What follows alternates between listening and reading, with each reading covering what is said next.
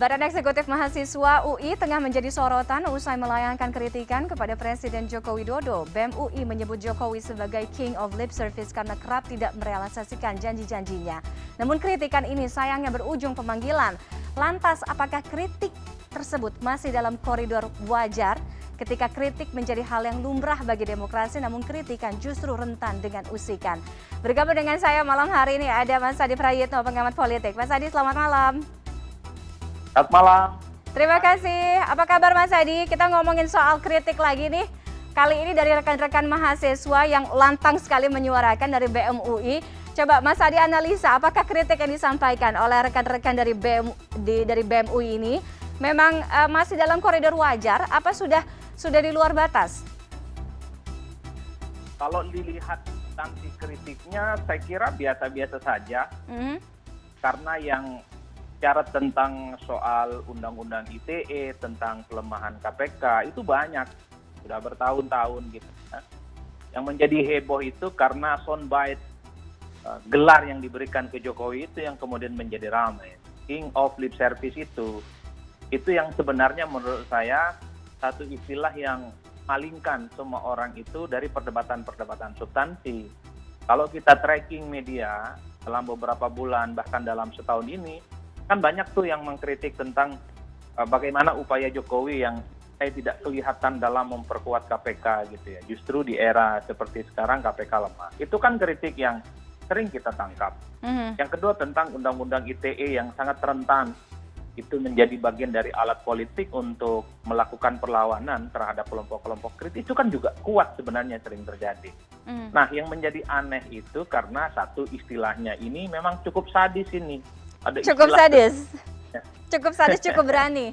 Menurut saya ini cukup sadis ya, karena menyebut seakan-akan pemerintah saat ini tukang bual gitu. Itu yang sebenarnya konotasinya ekstrim, meski secara substansi biasa-biasa saja, Fani ya.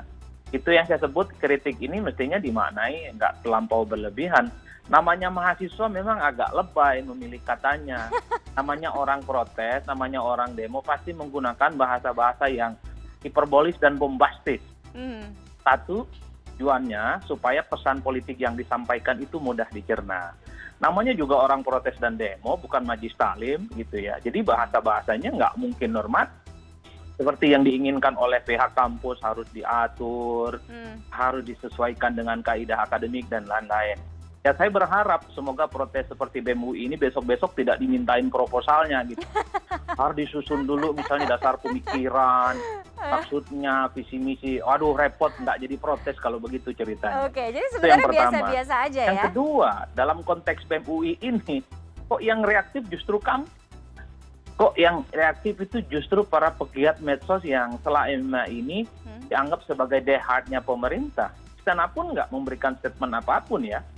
Paling hanya mungkin Fadjrul Rahman yang saya kira jawabannya cukup normatif. Tapi di luar itu tidak ada pernyataan-pernyataan yang membantah, menolak gitu, ataupun serangan terhadap BEM UI. Yang malah agresif sebenarnya adalah kampus. Memanggil anak-anak BEM justru di saat kampus libur. Hari Minggu jam kerja itu tidak ada. Sama di kampus-kampus negeri seperti UI itu yang kemudian membuat ada aroma yang kemudian tidak wajar dan dinilai aneh dalam konteks kritik ini. Yang kedua, orang pekerja-pekerja medsos gitu ya. Ada dua orang yang cukup nyinyir terhadap MUI. Bahkan nyebut-nyebut nama organisasi tertentu. Nah untungnya yang mengkritik ini anak UI adalah aktivis himpunan mahasiswa Islam. Saya tidak membayangkan kalau yang mengkritik ini adalah alumni kami, alumni LDK. Pasti tuduhan-tuduhannya ini, wah ini adalah aktivis Taliban. Ya, ini adalah aktivis-aktivis yang kemudian tidak dianggap belum selesai move on dari Pilpres 2024 dan seterusnya. Karena ini yang ngomong si Leon ini anak HMI, para pegiat medsos yang merupakan daya hard pemerintah sepertinya juga mengkritiknya setengah hati. Nah justru yang menarik bagi saya adalah karena istana tidak pernah memberikan respon apa. Justru yang memberikan respon ini adalah orang dan kelompok tertentu yang dinilai menjadi bagian dari ini Oke. penikmat indahnya kekuasaan politik saat ini, Fani. Mas Adi, ini yang juga dipertanyakan banyak orang, kenapa pihak kampus harus kelabakan dengan berujung melakukan pemanggilan, apalagi pemanggilannya kemarin hari Minggu kan, di saat tidak memang ada kegiatan kemahasiswaan di sana. Nah, mengapa dan bagaimana Mas Adi melihat ini ketika wadah kebebasan berpendapat yang ada di lingkungan kampus ini justru rentan dengan pembungkaman, dengan peneguran yang berujung kepada pemanggilan. Kan sebenarnya nggak usah repot-repot, nggak usah terlalu dibaperin kayak gini lah sampai kelabakan. Ya betul, publik juga tidak habis pikir kenapa kampus sebesar UI di Depok itu juga reaktif dengan mahasiswanya yang melakukan protes terhadap kebijakan pemerintah. Justru yang membuat berita protes BEM UI ini ya karena kampus memanggil di hari libur. Coba kalau dibiarkan, coba kalau dicuekin. Saya kira bahasa ini ataupun kritik BEM UI ini tidak akan sebesar seperti sekarang. Bahkan kalau mau jujur sebenarnya, kampus UI ini mestinya berterima kasih kalau masih ada mahasiswa yang kritik. Bahkan kalau kita melihat sejarah reformasi 98, itu kan juga muncul dari aktivis-aktivis BEM UI yang menjadi garda terdepan melawan ketidakadilan pemerintah Orde Baru saat itu. Okay. Ini yang saya kira memang kalau kampus harus ikut serta menertibkan pola kritisisme masyarakat, UI sebagai kampus canda kawah di muka, kampus terbesar di Indonesia, memang cukup disayangkan dan ini tentu tidak memberikan teladan apapun. Bahkan sikap ini akan membuat mahasiswa itu justru semakin banyak melawan gitu, terutama kebijakan-kebijakan yang menurut mahasiswa itu memang sesuai dengan idealisme mereka. Nah, yang paling penting, Fani, adalah di tengah kegersangan orang mengkritik, saya kira BEM UI ini adalah semacam oase di tengah kegersangan itu. Masih ada kelompok mahasiswa yang cukup ideal, memberikan kritik yang sebenarnya biasa-biasa saja dalam iklim demokrasi. Mas tak perlu Adi ditanggapi secara berlebihan ya. Pada level itulah saya kira bagi siapapun pihak-pihak yang nyinyir protes terhadap aksi protes BEM UI, itu salah alamat. Mahasiswa itu kalau semakin dinyinyirin, semakin dicibir, maka dia akan semakin keras melakukan protes dan resistensi. Mas UI Adi, bukan hanya kali ini saja bikin heboh. Dulu waktu ada presiden ini juga diacungin kartu kuning kan, itu juga ramai dan heboh. Artinya protes yang berupa teatrikal, karikat, itu memang menyakitkan bagi penguasa dan rezim. Tapi dalam demokrasi itu memang harus dinikmati sebagai bagian dari dinamika dalam berpolitik.